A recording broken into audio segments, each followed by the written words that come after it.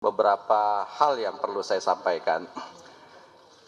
Saya pertama mungkin mengucapkan juga permohon maaf terlebih dahulu tidak bisa hadir di Surabaya ya. PKS beri kode, petinggi minta maaf tak hadiri deklarasi Cak Imin jadi Cawapres. Pasangan Capres dan Cawapres yakni Anies Baswedan dengan Muhaimin Iskandar atau Cak Imin secara resmi melakukan deklarasi di Hotel Majapahit, Surabaya, Sabtu 2 September 2023. Setelah Partai Demokrat cabut atau keluar dari Koalisi Perubahan untuk Persatuan, PKS justru masih menjadi sorotan. Dalam deklarasi itu, tak satupun ada petinggi PKS yang hadir. Pengurus PKS di wilayah itu pun sama sekali tak hadir.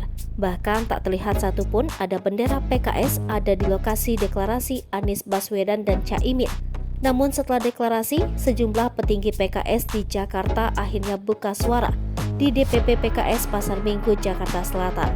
PKS menyebut baik deklarasi Anies Baswedan, Cak Imin sebagai pasangan Capres dan Cawapres. Presiden PKS Ahmad Syahiku pun mengucapkan ahlan wa sahlan wa marhaban selamat datang kepada PKB sebagai anggota Koalisi Perubahan untuk Persatuan.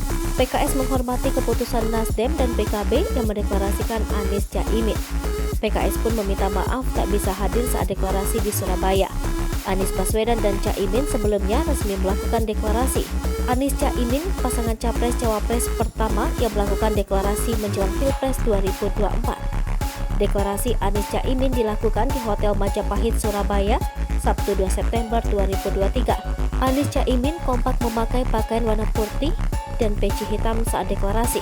Deklarasi itu tampak dihadiri oleh Ketum Partai Nasdem Surya Paloh hingga Waketum Nasdem Ahmad Ali. Sementara itu hadir pula Sekjen PKB Hasanuddin Wahid hingga Waketum PKB Jazilul Fawait.